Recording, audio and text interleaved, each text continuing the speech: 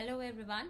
So basically we are making this video because we have like lately received a lot of questions around ki, like should the person choose entrepreneurship or not. So basically I'll tell you. So we recently went to take many sessions in different colleges, and like we have been writing blogs, we have been making videos, there are several comments, like a lot of students and like a lot of freshers also, they at times describe the situation in brief, okay, and then they ask things like would it be a right choice for them to pursue entrepreneurship or should they go for higher studies, right?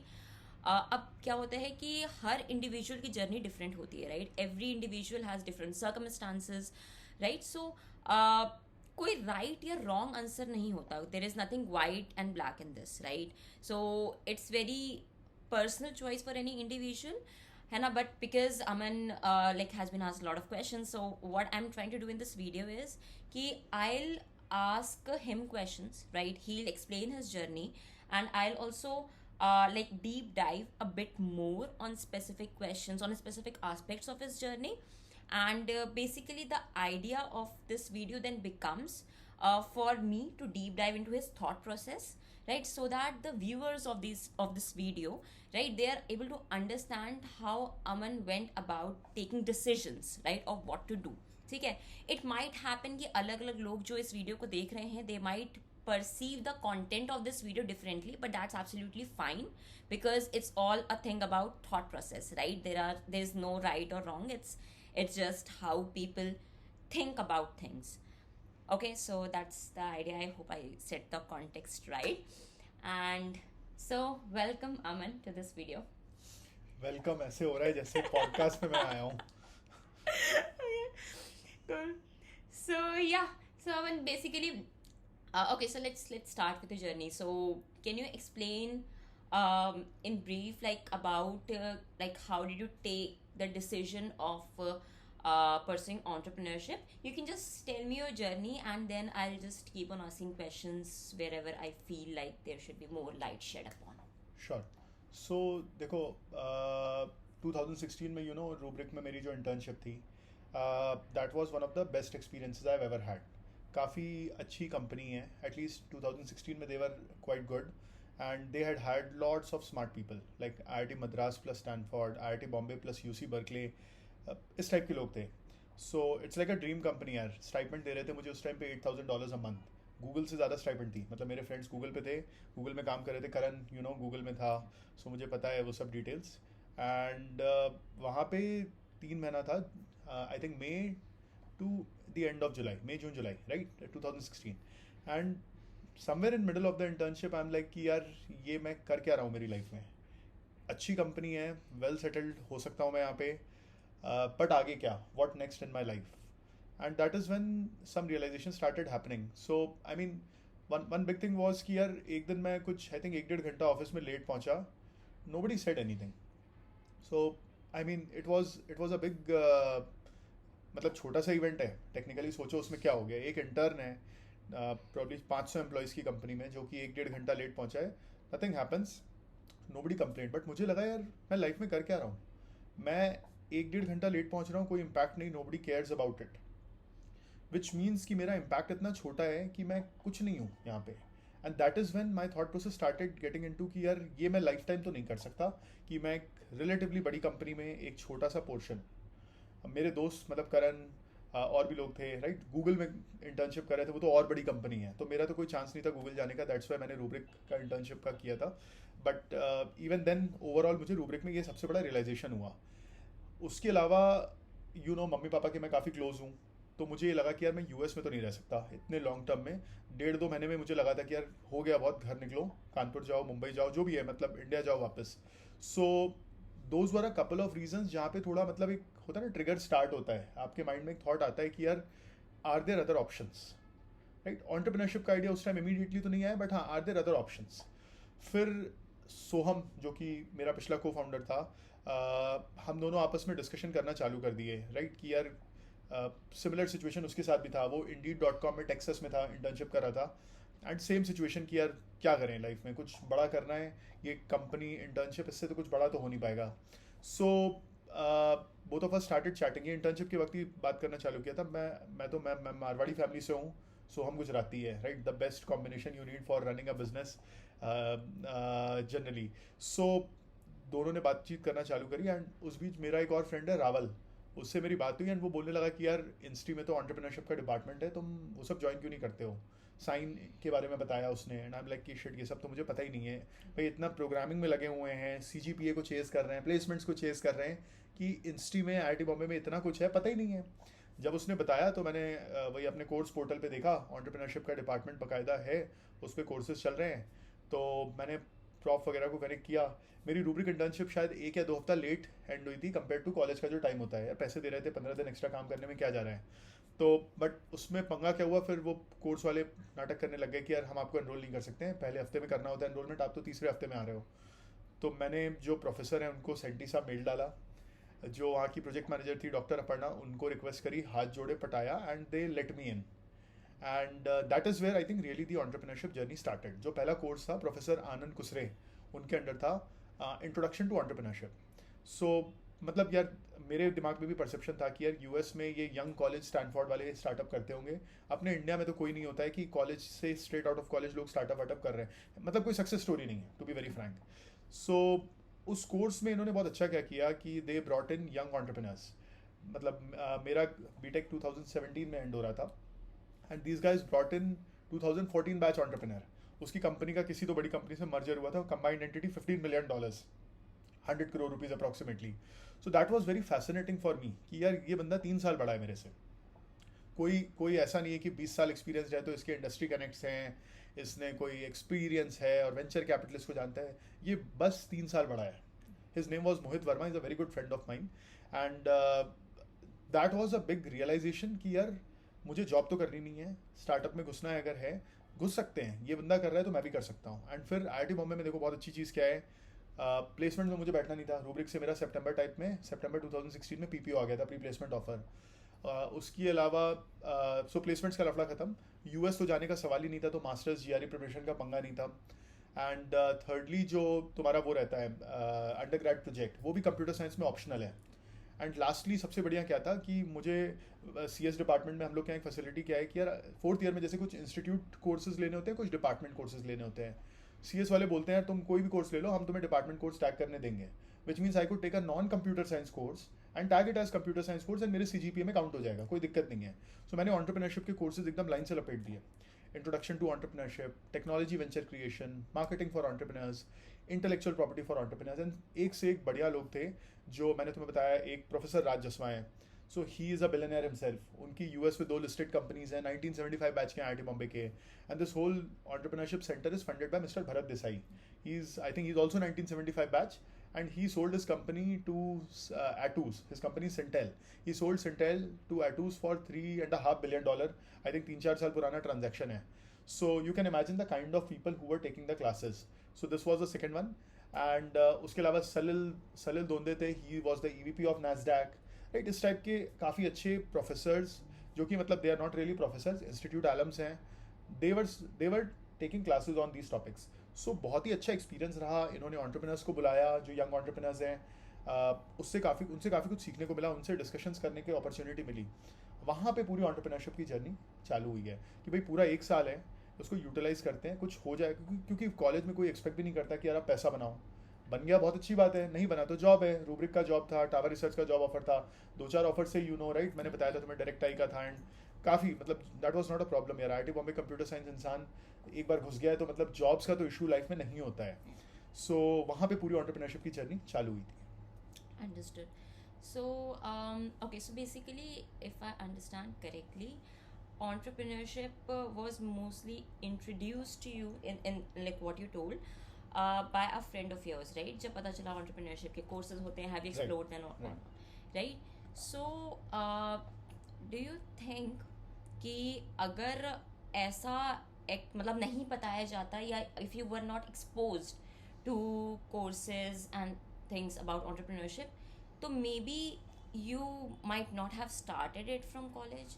Like, what do you think in hindsight now? ऐसा नहीं है, Okay. I don't think so. See मैंने college में भी बहुत कुछ किया है, राइट? तुम पहले 3 साल देखो, पैसा बनाना खून में था, मारवाड़ी हैं, मेरे पापा भी छोटे, मतलब चीज़ मच स्मॉलर बिजनेसमैन, छोटे बिजनेस ओनर है कानपुर में।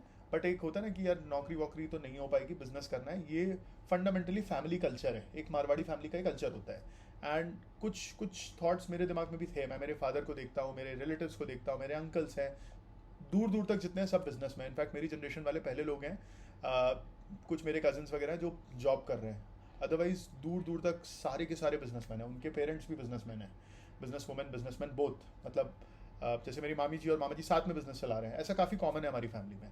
नाउ द थिंग इज़ कि जब मैं 2013 में जब मैंने IIT बॉम्बे ज्वाइन किया था, उस टाइम पे मैंने अपने आप से एक डिसीजन लिया था कि यार अब पेरेंट्स से पैसे कभी नहीं लेने हैं। मैं एक इंडिया के रेप्यूटेड रिस्पेक्टेड कॉलेज में आ गया हूँ, अब मैं यहाँ से अगर पेरेंट्स से पैसे लेने पड़ रहे हैं तो फिर मतलब I am not doing things right. So जो पहला एडमिशन था, सो मुझे फिटजी वालों ने 4 लाख की स्कॉलरशिप दी थी, ये तो फिटजी से मैंने कोचिंग करी थी जेई प्रिपरेशन की। उसके अलावा मेरे फिटजी के टीचर्स ने, हमारा जेई का रिजल्ट बैच का काफ़ी अच्छा था, 6 लोगों की रैंक, एक बैच से कानपुर जैसे सिटी में 6 लोगों की रैंक 1000 के अंदर थी, और मैं टॉप 50 रैंक था। तो इतना अच्छा रिजल्ट आने से उन्होंने अपनी खुद की कोचिंग खोल ली, मेरे फिजिक्स टीचर एंड मेरे मैथ्स टीचर, उन्होंने साथ में कोचिंग खोली थी खुद की, तो उन्होंने 1 लाख का स्कॉलरशिप और दे दिया। एक आध वो रेजोनेंस का करस्पॉन्डेंस कोर्स मैंने लिया था, पता नहीं उन्होंने 40,000 का चेक भेज दिया, तो रीजनेबली कॉर्पस बन गया कि यार चालू कर सकते हैं कॉलेज। IIT बॉम्बे का फीस कितना होता है, 1.5 लाख होता है साल का, 1 लाख मनोज सर ने दे दिया, फिटजी का फीस 4 साल में स्प्रेड होता है, 1-1 लाख इंटू 4, तो 1 लाख उधर से मिल गया, तो 2 लाख एक बार सेट हो गए पहले साल के। 75,000 फीस थी, आई डोंट नो अभी तो फीस शायद बढ़ा दिया IITs ने, अभी तो बढ़ गई है। अभी तो काफ़ी बढ़ा दी है। अब मेरे टाइम पे, हम लोग के टाइम पे हाँ, 75,000 पर सेमेस्टर रफली इतनी थी, तो 2 सेमेस्टर का 1.5 लाख, मुझे 1 लाख फिटजी का, 1 लाख मनोज सर की तरफ से मिल गया था, जो मेरे टीचर्स ने कोचिंग चालू करी थी। तो उसके बाद मैंने उस पर बिल्डअप किया, जैसे मैं तुम्हें बताता हूँ, फर्स्ट ईयर के एंड में जो 2014 का जेई मेन हुआ था, तो प्लान्सस करके कोचिंग है, उन्होंने हमारे हॉस्टल, उसके फाउंडर्स IIT बॉम्बे के ही हैं, बहुत अच्छा फ्रेंड है मेरा, ये जो विवेक है ना एक्सपर्ट्रॉन्स में, ये प्लान्सस का पिछला फाउंडर था। So they had put a poster IIT के हॉस्टल, सारे हॉस्टल्स में डाल रखा था कि यार जेई का पेपर सॉल्व करो, पैसे कमाओ। पहुंच गया मैं और मेरा दोस्त, हमने 4,000 रुपये कमाए थे। फिर मैं वाइले पब्लिशर्स के ब्लॉग लिख रहा था, तुम्हें याद होगा हम लोग साथ में जो सेकंड ईयर में किया था, वो मैं फर्स्ट ईयर में भी कर रहा था। वाइले वाले जो है IIT प्रिपरेशन के ब्लॉग्स मेरे से लिखवा रहे थे और मुझे पर ब्लॉग उसका पे करते थे। उसके अलावा मैंने थर्ड सेमेस्टर ऑनवर्ड्स टीएशिप ले ली, इंस्टी में मैं टीचिंग असिस्टेंट बन गया। जो मैथ्स का कोर्स था MA 105 कैलकुलस, तो मेरा फर्स्ट सेमेस्टर में वो कोर्स था मेरा, when I was learning that course, and मेरा उसमें AP ग्रेड लगा था, which is like the highest grade, A star grade, top 2% को मिलता है, 10 आउट ऑफ 10 प्लस स्टार ऐसा होता है। तो मुझे थर्ड सेमेस्टर में उसकी बेसिस पे टीएशिप मिल गई। सो मैं 42 स्टूडेंट्स को अपने IIT बॉम्बे के फर्स्ट ईयर वालों को पढ़ा रहा था, ट्यूटोरियल्स वगैरह, मतलब नॉट रियली पढ़ाना, बट जो प्रोफेसर पढ़ा रहा है उसको री करना, क्वेश्चन सॉल्व कराना, ताकि कंसेप्ट सीखें। तो उसमें 6,000 पर मंथ की स्टाइपेंड मिलती थी, वीक में 1 घंटा क्लास लेना होता था। ऑब्वियसली वो 1 घंटा क्लास लेने के लिए काफ़ी प्रिपरेशन लगती थी। सो उसमें 6,000 पर मंथ इंटू 4 मंथ्स, 4 महीने का सेमेस्टर है। टीएशिप मिल गई मैथ्स की, third semester, fourth semester, fifth semester, six semester, and शायद 7th या 8th में से कोई एक सेमेस्टर में 5 बार टीएशिप करी थी। तो मैंने उधर पैसे कमा लिए। फिर किसी बंदे को तो मेरे बारे में पता चला, आई थिंक मुझे, हाँ, किसी दोस्त ने रेफ़र किया था, तो उसको वेबसाइट बनवानी थी, उसने कुछ वेबसाइट बनवाई, 40,000 रुपये दे दिए। तो यहाँ पे मेरा काफ़ी कुछ एंटरप्रेन्योरशिप का पैसा बनाने का चालू हो चुका था ऑलरेडी। फिर मेरा जो जेई प्रिपरेशन का ब्लॉग है, उसमें मेरे को बहुत सारे स्टूडेंट्स रीच आउट करते थे कि भैया ये बुक्स बता दीजिए, आपने कौन सी बुक पढ़ी है, रेस्निक हैलिडे फलाना फलाना। अब यार रेस्निक हैलिडे बोलो कि रेस्निक हैलिडे वॉकर पढ़ लो, या Resnick Halliday crane, I don't remember. तो वो लोग लिंक भेजते थे अमेजोन की कि यार ये लिंक है, आप ये वाले एडिशन की बात कर रहे हो क्या। तो मैंने गूगल पे सर्च वर्च कुछ तो किया था, सेकंड ईयर में मैं चिल मार रहा था, तो मुझे पता लगा कि यार मैं अगर लिंक डालता हूँ बुक्स की अमेजोन की, और स्टूडेंट्स उससे परचेज करते हैं, तो मुझे 10% कमीशन मिलेगा। तो मैंने बुक्स की लिंक डाल दी, अपने ब्लॉग पे पूरा पेज बना दिया, लो सारे एडिशन पढ़ लो, कौन सी book, physics, chemistry, maths, calculus, फलाना फलाना, सबका पूरा डिटेल बना दिया। अभी स्टूडेंट्स उससे खरीद रहे हैं, मेरे को 25,000 रुपये महीने की कमाई हो रही थी उस समय। सो 2.5 लाख रुपए की बुक्स बिक रही हैं, 10% कमीशन। किसी ने DC पांडे का पूरा 6 सीरीज का सेट खरीद दिया, पैसे कमा रहे थे उससे। सो मतलब see, it was not too much money, आज के मुकाबले देखो कुछ नहीं है 25,000 रुपये महीना, बट उस टाइम में सेकंड ईयर में था, सेकंड ईयर के एंड में, ये जर्मनी इंटर्नशिप में था ना, उस टाइम की बात है। 25,000 रुपये महीना घर बैठे बैठे फोकट की कमाई हो रही है यार, क्यों छोड़ें। तो मेरा पैसा बनता चला गया उससे, जो कि मैं फर्दर अपने कॉलेज की फ़ीस फंड कर रहा था, एंड बैंक में बैलेंस की तरह इकट्ठा हो रहा था। सो उसके अलावा मैंने ट्रेक्स क्वांट के साथ काम किया, रूब्रिक इंटर्नशिप में अच्छा पैसा कमाया, जर्मनी इंटर्नशिप में कुछ सेविंग्स करी। फिर हमारा कंटेंट राइटिंग का जो हम दोनों ने बिजनेस चालू किया था साथ में 4th ईयर में, काफ़ी कुछ उससे पैसा बनने लग गया। तो ओवरऑल मतलब एक, I am trying to tell you कि यार खून में था पैसा बनाना, कि यार कुछ तो करना है जिसमें कि, see money, it was not about money really. money is a means to something else. Money helps you achieve what you call as freedom. So शुरू से था कि यार कभी देखा नहीं है पापा को जॉब करते हुए, कभी किसी रिलेटिव को जॉब करते हुए देखा नहीं है. हमेशा I been surrounded by people who have been their own boss, right. So वो माइंडसेट था कि यार 16 घंटे काम करने को तैयार हैं, 12 घंटे काम करने को तैयार हैं, बट खुद के लिए करेंगे. तो वैसा था, मतलब ओवरऑल वो माइंडसेट था. तो मुझे लगता है कि यार अगर मैं एंटरप्रेन्योरशिप डिपार्टमेंट में नहीं भी जाता, बट कभी ना कभी मैं स्टार्टअप में घुसता, मैं 4th ईयर में घुसता, मैं 1 साल जॉब करके घुसता, मैं कुछ भी करता यार, मतलब कुछ नहीं होता तो अपने कंटेंट राइटिंग का बिजनेस चल रहा था ना, अपने कमा रहे थे उससे, मैं उसको फिर ग्रो कराने का ट्राई करता. तो ये कोई चांस नहीं था कि यार मैं जॉब में पूरा कंटिन्यू करूँ एंड फिर उस तरफ चला जाऊँ एंड स्टार्टअप का छोड़ दूँ. So while I love the help that I receive from IIT Bombay entrepreneurship department, I absolutely acknowledge it. बहुत अच्छे लोग थे, but that was not the reason for me to get into entrepreneurship. That just accelerated my journey. Understood. No, I totally get it. Actually, the mindset की जो होता नहीं है, like you mentioned कि since your family and relatives had been into entrepreneurship, so वो दिखता है, मतलब because similar was the case with me also, since my parents का background is in business, so I could not really think of not having that business, and that word you said about freedom, right? Correct. है ना, कि जब जो करना है अपने हिसाब से, taking decisions and driving the company in the direction you want to. So I totally get that thing. है ना, and like I had also like worked for 1 year in job and then I moved to entrepreneurship. So मतलब वो चीज़ है, because since I had also since childhood seen a business environment, so for me also job environment was bit different. But when I went to entrepreneurship environment, then I was like, yeah, this sounds familiar. Yeah, I remember you were like, यार ये गले पे पट्टा बांध दिया city वालों ने ID card के नाम पे, ये क्या है? Yeah, मतलब हाँ वो चीज़ है, because मैं बचपन से हमेशा देखती थी कि पापा ऑफिस में बैठे हुए हैं in an executive chair and all. So for me it was a bit different experience to sit in cubicles and wearing an ID card. Right. So I get your point, है ना. Both things are good. मतलब it's like कि हर किसी के लिए मतलब अलग अलग चीज़ें होती है, whatever they like, right? But हाँ मतलब ठीक है, बचपन से आप एक चीज़ देख रहे होते हो तो फिर आपका एक आदत पड़ जाती है. Obviously यार सब लोग entrepreneur बन जाएंगे तो फिर मतलब हो चुका ना, दुनिया कैसे चलेगी. So it's a balance that is required. And honestly entrepreneurship is not for everyone either. Yes. वो एक mindset होता है, thought process होता है. You have to reach that stage and then you become relevant for entrepreneurship, or entrepreneurship becomes relevant for you. Yeah, absolutely. So Aman, tell me ki since you have been from IIT Bombay Computer Science, right? It's like the top of the top branch that you can get, and after JEE and all. And typically the packages for IIT Bombay Computer Science students are like really fancy. Right. ठीक है. So कभी ऐसा लगा, like when you were venturing out into entrepreneurship, did you ever feel like कि यहाँ पे बहुत uncertainty है and पता नहीं क्या होगा, and whereas मुझे being from IIT Bombay Computer Science मुझे पता है मेरे पास ये 4 job offers 6 job offers already हैं, और मुझे पता है सबकी सैलरी, और मुझे पता है कि मैं इसमें आउट परफॉर्म करूँगा तो मेरा और अच्छा बोनसेस हैं and everything. A lot of certainty was also there in the job direction as compared to entrepreneurship direction. So did you ever feel like कि that dilemma है ना कि मैं क्या करूँ, और was it very clear in your mind कि नहीं मुझे यही करना है? So देखो, first preference was obviously to get into entrepreneurship. Jobs and everything was a backup. IIT Bombay computer science से होने से एक बहुत बड़ा कंफर्ट ये होता है कि यार दुनिया में कोई भी रिसेशन हो, कितना ही पहाड़ टूट जाए, आपका जॉब कहीं नहीं जा रहा है. Except मतलब अभी पराग Agarwal we all have heard of, he's also IIT Bombay Computer Science, but then I'm sure he can get another job. He's super smart. Anybody would hire him. Any reputed company will hire him, right? And just a joke, please ignore. So वो एक backup तो हमेशा से था. Although I did not keep it as a backup at the back of my mind. Cogno, if it would not have worked out for us, मैं कुछ और करता. मैं जॉब तो मतलब एकदम नहीं करता. एकदम मरने वाली हालत हो जाती, तब आदमी बोलता है कि चलो यार ये करते हैं, जॉब करते हैं. बट एनीवे यहाँ पे फंडा ऐसा था यार कि जैसे जो तुम्हारा पॉइंट है ना बहुत वैलिड है. बहुत लोग ये डिसीजन बनाते हैं कि यार मैं जॉब छोड़ रहा हूँ तो मेरा क्या होगा. आई थिंक सी हमारे केस बहुत इंटरेस्टिंग था. I never reached this decision. मुझे कभी सिचुएशन ही नहीं आई जहाँ मुझे डिसीजन लेना पड़ा हो. एंड आई थिंक मेरा जो बिलीफ है, a smart person solves a problem, a wise person avoids the problem. तो मैंने ये प्रॉब्लम अवॉइड कैसे करी थी मैं तुम्हें बताता हूँ. सबसे पहले तो रूब्रिक का US का PPO था. अब वहाँ पे वो लोग मेरे को बोलने लगे भाई चलो अपने डॉक्यूमेंट्स भेजो, तुम्हारा वीज़ा बनवाते हैं. एंड ऑब्वियसली मेरी हालत ख़राब हो गई कि यार मेरे को तो एंटरप्रेन्योरशिप करने का इंतू है, यूएस जाना वाना है नहीं, पीपीओ दे दिया, अब इनको मना कैसे करें।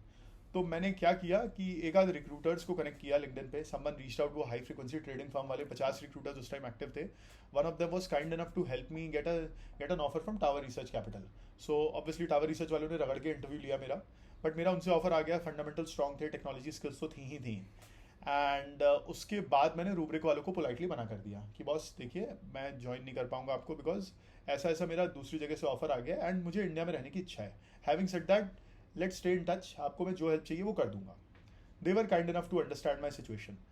एंड उसके बाद क्या हुआ कि यार मार्च में रूब्रिक वालों ने मुझे बोला कि यार हम इंडिया में ऑफिस खोल रहे हैं। And Ashish Gupta was the former VP of engineering of Flipkart, they hired him as the country head for Rubrik India. And Ashish connected with me and मुझे ऑफर लेटर वगैरह सब दे दिया गया। एंड आई वॉज लाइक यार देखो 3 महीना इंटर्नशिप करी है और कुछ तो लिहाज करना चाहिए, कर लेते हैं इन लोग का ऑफर लेटर एक्सेप्ट, कोई दिक्कत नहीं है। फिर टावर रिसर्च को मैंने मना किया।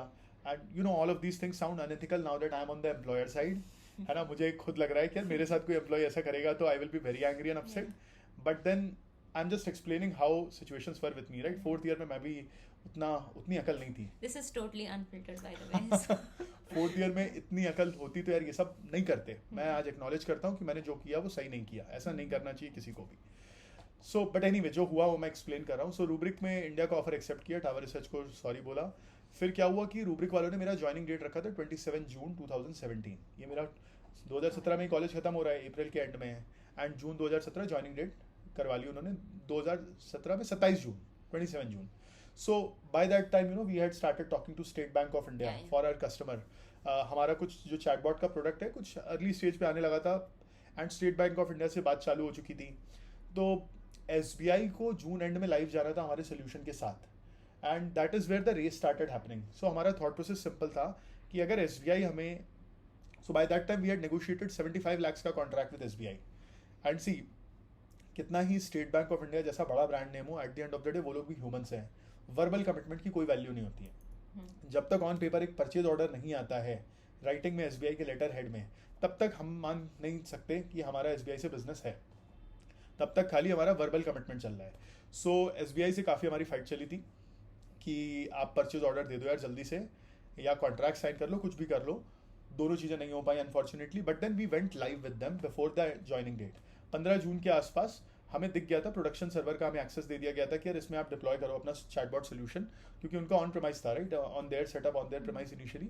तो वो सब चीज़ें उनसे डिस्कस एग्री हो चुकी थी। तो Soham and I had sufficient conviction कि यार अब SBI वाले बैक ऑफ तो नहीं कर रहे हैं, यहाँ से बैक ऑफ नहीं करेंगे। काफ़ी कॉन्वर्सेशंस आगे जा चुके थे, उनके CIO को मिल चुके थे हम। CIO is chief information officer, जो कि CTO के पैरेलल होते हैं, एंड CGM को मिल चुके थे, which is like an executive director level person, chief general manager. तो काफ़ी सीरियसनेस हमें SBI की तरफ से दिख गई थी। तो 15 जून के आसपास, विच इज़ रफली 2 weeks before my joining date, मैंने रूब्रिक में फिर मना किया पोलाइटली। यार अब मेरा मतलब, तो तुम देखो मेरे लिए उतना कॉम्प्लिकेटेड डिसीजन नहीं था ये जॉब वर्सेज एंटरप्रेन्योरशिप। भाई 75 लाख का परचेज ऑर्डर मिल रहा है, कुछ नहीं समझ में आता है। 75 लाख को आप हाफ करो, कितना हुआ, 37.5 lakhs। तो सोहम और मैं 37.5 lakhs कुछ नहीं करते हैं तो हमें मिल रहा है ना 2 लोगों को 1 साल के लिए। तो मतलब हम 1 साल तक अब शांति बनाए। ठीक है, वो पैसा कंपनी का है, हम दोनों का इंडिविजुअल नहीं है, उसमें टैक्स लगेगा वगैरह वगैरह, बट 37.5 लाख पर पर्सन 2 लोगों में आ रहा है। अगर एक बार आप शांति बना सकते हो कि यार मैं अभी, मुझे 1 साल सोचने का टाइम मिल गया है। and this is just the first contract. This is just the first contract, exactly. And State Bank of India is like one big giant. SBI Life, SBI Mutual Fund, SBI Cap Securities, SBI General Insurance, SBI Cards, 10 he entity हैं उनकी। सो वो एक starting point से हमें comfort आ गया था, and confidently हमने rubric को फिर पोलाइटली मना किया। And at that time, by the way, just to compensate for me not joining them after this long commitment and all, I helped them hire some 9 people from IIT Bombay, Delhi and Kanpur. So their country head was super happy. Ashish Gupta was super happy. He even wrote an email, appreciation email ki yaar, if you need any mentorship from me, if I also mentor some startups, and if you need any guidance anywhere in future you want to join Rubrik, our doors are open. So ऐसे में क्या हुआ कि यार मैंने compensate भी कर दिया, जो मैंने भाई ज्वाइन नहीं करा, आपका नुकसान नहीं हुआ, एंड मेरा जो है स्टार्टअप का मुझे जो करना था वो भी मैं फुलफिल कर पाया। तो वहाँ से मैंने वाइजली इस प्रॉब्लम को अवॉइड कर लिया। एंड आशीष गुप्ता ने जो मेल लिखा था, mister Ashish wrote a very beautiful email saying कि डोर्स आर ओपन। मेरे पेरेंट्स भी खुश हो गए कि यार कल को कुछ नहीं चला तो यार ये रूब्रिक तो जा सकता है। देखो मुझे पता है ना, मैं IIT बॉम्बे CS का हूँ, मुझे जॉब का दिक्कत नहीं आएगी। मेरे पेरेंट्स नहीं पढ़े लिखे हैं, तुम तो जानती हो कि उतना ज़्यादा नॉलेज IITs ये वो नहीं पता है उनको, तो उस वजह से they always had the discomfort कि यार क्या करेगा ये, मतलब although at the back of the mind they had a comfort, कुछ नहीं करेगा तो बाप का धंधा संभालेगा, पाइप बेचेगा, but then they didn't want me to do that. Traditional business है, कट थ्रोट कंपटीशन, मार्जिन्स नहीं है, कोई पैसा मार लेता है, बहुत मेहनत है and all of that. They didn't want, and IIT Bombay computer science पढ़ने के बाद they didn't want me to get into that kind of traditional stuff. So that's how I was able to avoid this problem of taking a decision. Having said that, see, I think this is the best approach. कल को if our जो listeners हैं, अगर आप लोग भी, आपके life में भी डायलेमा आ रहा है, तो क्या करो आप, डोंट टेक अ डिसीजन कि यार हार्ड एंड फास्ट डिसीजन, चलो मैं आज कितना 13 नवंबर है तो चलो 17 नवंबर को मैं डिसीजन लेता हूँ कि मैं जॉब करूँगा, मैं एंटरप्रेन्योरशिप नहीं करूँगा, या वाइस वर्सा. ऐसा मत करो आप. बेटर क्या होता है, आपको जॉब में हो आप या आप कॉलेज में हो और आपको स्टार्टअप करना है, take some steps, start taking some basic steps, build an MVP, talk to some customers, 1-2 paying customers आप लेके आओ, किसी फ्रेंड को लेके आओ. एक स्टेज के बाद आपको कन्विक्शन आ जाएगा कि यार मेरी दुकान चल पड़ी है, या ये कुछ नहीं तो चल जाएगी, अगर चली भी नहीं है मैं इसको चला लूँगा. वहाँ पे आप अपना जॉब छोड़ सकते हो, वो ईजियर है. जैसे मेरे साथ हुआ, एक स्टेज के बाद हमको लगा कि यार अब SBI 75 लाख के कॉन्ट्रैक्ट की बात कर रहा है, डिप्लॉयमेंट की बात चल रही है. And by the way SBI का लाइव हुआ था जून एंड में, परचेज ऑर्डर आया जुलाई में. जनरली उल्टा होता है, परचेज ऑर्डर पहले आता है तब आप काम चालू करते हो, उसके बाद लाइव करते हो. बट उस टाइम हमें ये सब पता नहीं था. प्लस बैंक के बड़े प्रोसेसेस, इतना बड़ा बैंक है, उनका डेडलाइन था 1 जुलाई को, फाउंडेशन डे था, तो हमें करना पड़ा ये सब चीज़. तो हम हमारे लिए मतलब ऐसा नहीं हुआ कि अरे यार बताओ लाइव करने के बाद SBI बोल रहा है टाटा बाय बाय, हम तो वर्बल कमिटमेंट दे रहे थे. इतना बड़ा बैंक ऐसा काम नहीं करता है. It will be morally unethical for them. मतलब इतनी बड़ी ब्रांड है, कल को हम सोशल मीडिया पे रायता फैलाएंगे कि देखो SBI ने हमारे साथ ऐसा किया, तो for them it is bad. उनके DGM से, उनकी CGM से उनकी भी रेपुटेशन है, they have been in the industry for decades. So एक कन्विक्शन आ गया था हमें सर्टेन स्टेज पे. तो कभी भी ऐसा डिसीजन लेना हो, start finding what you can do to get one step ahead and do this until you get a conviction. जिस दिन कन्विक्शन आ जाए उस दिन आप छोड़ दो, कोई दिक्कत नहीं है, छोड़ सकते हो. मतलब हमने एटलीस्ट ऐसे ही किया था, एंड दैट इज़ वाई. और काफ़ी विन विन सिचुएशन हो गई. रूब्रिक वालों को लोग मिल गए, मेरे पेरेंट्स को कंफर्ट मिल गया, हमको एक स्टार्टअप का वो मिल गया. So we played wisely and we could avoid the problem rather than getting into a problem. Makes sense. So, like in this thing, what you told, right, there are two major key takeaways. First is कि how can you benefit the other person, Right. ठीक है. That should be on the top of your mind, especially for an entrepreneur. That is like really very important. हर किसी के लिए important होता है, but एक entrepreneur के लिए और ज़्यादा important होता है. And like because as an entrepreneur you might have to take decisions, right, wherein जो कि टफ डिसीजंस होंगे, Right. जो कि हर किसी को एट दैट इंस्टेंट में भी पसंद ना आए. जैसे in your case, like you had the Rubrik offer and everything was Correct. There, and but you could not join, right. You had your own reasons, right. So आपको ये नहीं था कि मतलब लाइक सो एक सिचुएशन, ये uncomfortable situation हो गई, right, because how do you say to the other person, right. But at the same time if you benefit them in some way, that makes thing more of a win-win situation, right? कि Right. उनका भी काम हो गया. You said the right word, win win. Find out कि यार उनका भी काम हो जाए, हमारा भी काम हो जाए, नुकसान ना हो उनको. भाई see, they don't have anything in favour of Aman. Yeah. Aman is yet another IIT Bombay computer science. IIT computer science grade बहुत सारे हैं. तो if instead of me I could give them 9 Amans, Yeah. IIT Bombay, Delhi, Kanpur, उनका प्रॉब्लम सॉल्व हो गया है. उनका एक 9 में से 10 के बदले 9 लोग आ गए, और क्या हुआ, इतने में क्या होगा. सो देयर 100% प्रॉब्लम थी कि अमन आया नहीं आया, which is 0-1 problem, which is a 0-100% problem. That got reduce to कि अमन नहीं आया, 9 लोग और आ गए, तो 10% ही लॉस हुआ ना, which is much laser. And 9 अलग लोग मिल गए जो कि वो उनको जाके फाइट मारनी पड़ती Yeah, है. yeah, yeah. तुम सोचो ना, this I am talking March April 2017. Placement तब तक खत्म हो चुके होते हैं, सारी अच्छी जनता जो है वो प्लेस हो चुकी होती है. सो उसमें ऐसी सिचुएशन में उनके लिए भी 1 साल पूरा लॉस होता है. प्लेसमेंट के लिए वो आते हैं 6 महीने बाद, नवंबर दिसंबर में 2017 में, फिर अगले साल लोग हायर होते हैं. Yeah. उनका टाइम बचाया कि नहीं, वो चीज़ है. सो एज एन एंटरप्रेन्योर आपको ये सोचना पड़ता है कि यार सारी पार्टीज का फायदा कैसे हो जाए, किसी का नुकसान ना हो और आपका भी काम बन जाए. Makes sense. And the second important thing that you mentioned about was avoiding the problems instead of solving them. So that also has to do a bit of kind of that skill to look into future कि आगे problem आ सकती है, तो how do you proactively avoid it? Because अगर आप उस problem के आने के बहुत पास पहुंच गए तो कई बार उसको अवॉइड करना बहुत मुश्किल आता है, right. So you have to just solve it at that instant, which might be a more difficult situation as compared to if you would have avoided it in the first place, right? So you have to avoid right problems also. छोटे Yeah. छोटे problems avoid करके फ़ायदा नहीं है. कौन सी बड़ी problem जो कि एक बहुत बड़ा इम्पैक्ट क्रिएट कर सकती है आगे, वो आप फोर्स ही करो. मोटे मोटे मतलब सी लाइफ में, सबकी लाइफ में प्रॉब्लम्स हैं. मोटे मोटे बड़े प्रॉब्लम्स अवॉइड करने जरूरी है. जैसे आज इंश्योरेंस इंसान इसलिए नहीं लेता है कि अरे यार परसों खांसी जुकाम हो जाएगा. इंश्योरेंस इसलिए लेता है कि कल को एक्सीडेंट हो गया, कुछ मेजर डिजीज हो गई, 20-25 लाख का खर्चा हो गया, तब मेरे को काम आएगा. So that is where you are avoiding big problems. Small problems avoid करके कोई फायदा नहीं है. हमारे लिए बड़ी प्रॉब्लम थी यार कि Yeah. मतलब you got the context. Makes sense. So okay, on this second insight I have one question. So basically जब से ये चीज़ है ना, avoiding a problem instead of solving it, this sounds like very nice. Any framework that you can suggest to the listeners, कि how do you go about identifying the problems to avoid at the right time in the Right. in the early days, instead of कि वो एकदम sir पे आ गई है and अब उसको solve करना है. So any framework that you can suggest to people that you So have been see, using? okay, this is a very interesting question. A couple of things I told, right? First of all, only focus on avoiding big problems. Yeah. छोटे problems avoid करके कोई फायदा नहीं, time waste है. खांसी जुकाम से बच के कोई फायदा नहीं है. आप सोचो कि मैं बड़ी बीमारियों से कैसे बचूं या एक्सपेंसेस कैसे सेव करूं. आई थिंक जो framework wise I would say what I used to do and I always do is, रोज रात को सोने से पहले 5-10 मिनट आप स्पेंड करो कि यार आज के दिन में मैंने क्या किया, क्या अच्छा था, क्या बुरा था, क्या अवॉइड हो सकता था. Simple, just a free flow conversation with your self. And सोने से पहले नहीं करना है, शाम को वॉक करते टाइम, डिनर कर लिया 10 मिनट नीचे वॉक कर लो. Just have a, I don't know what is the right word, introspection, retrospection. Okay, मेरी इंग्लिश उतनी स्ट्रांग नहीं है. सो रेट्रोस्पेक्ट करो आप कि यार कैसा रहा. उससे क्या होता है, you can connect the dot backwards. मतलब मान लो आपकी लाइफ में आज एक बहुत बड़ा प्रॉब्लम आया एंड आप शाम को सोच रहे हो अरे यार ये मेरी लाइफ में प्रॉब्लम आ गया, या लेट्स से आपने एक बड़ा प्रॉब्लम सॉल्व किया. यू शुड आस्क योरसेल्फ कि आगे ऐसे प्रॉब्लम्स कैसे ना आए, मैं उसके लिए क्या करूँ. So much of avoiding future problems is to learn from your past problems. How could you have avoided your past problems? That will help you build frameworks and repetitive solutions to avoid future problems. So, मतलब take an example.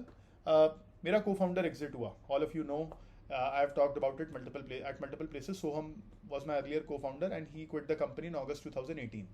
Now I made a framework here.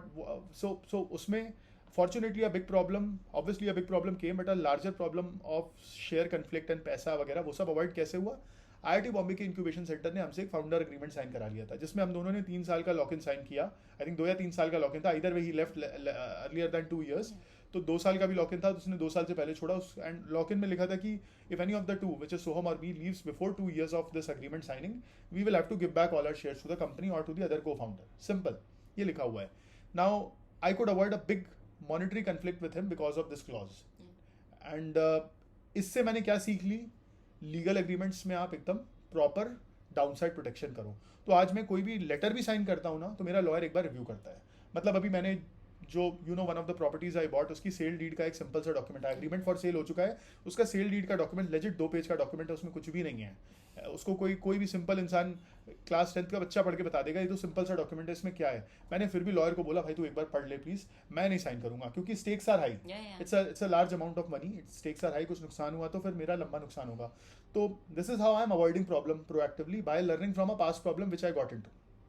Past problem was कि यार मेरा co-founder exit हो गया है, and then I could save myself from that problem because I had a founder agreement sign with him. तो मतलब problem avoid होते होते बच गई. But then I learn from him कि अभी कुछ भी इस टाइप का करो जिसमें आप किसी पार्टी से बड़ी रिलेशनशिप कर रहे हो, बिजनेस स्टेक्स पे है, प्रॉपर्टी है, कुछ भी चीज़ है, तो आप लीगल एग्रीमेंट उसका टाइट रखवाओ, लॉयर से अच्छा बनवाओ. तो अब मैं उसमें बहुत पर्टिकुलर हो गया. This is one such example. ऐसे काउंटलेस एग्जाम्पल्स हैं जहाँ पे अगेन जहाँ स्टेक्स बड़े हों, जहाँ पे कुछ वैल्यू बड़ी हो, मैंने उस टाइप से प्रॉब्लम्स को प्रोएक्टिवली सॉल्व करने का ट्राई किया है, मेक सेंस, अवॉइड करने का. I think that's really important, because कई बार क्या होता है कि लोग अपने जब when they get into some problem और something, they talk to a lot of people, they just try to understand stuff, but even if you are like not facing any problem, Right. at that time also I think everybody should take out some time to just talk to themselves. Absolutely. Right, to kind of understand, क्योंकि हर किसी की journey बहुत ही अलग होती है. Right, people face different type of problems, people have different personalities, right? So हर किसी का thought process अलग होता है, and you can only connect the dots looking backwards, not forwards. Right? So if you look backwards, which happens through retrospection, and try to connect the dots, you'll get to know more about yourself, Right. and also you'll be able to visualize things, है ना, जो कि आगे होने वाली हैं. But sometimes what happens is people get so busy with their lives, they don't talk to themselves and they don't understand like उनके आसपास क्या चल रहा है कई बार खुद से बात करके. So I think this is a very important thing that you mentioned about retrospection.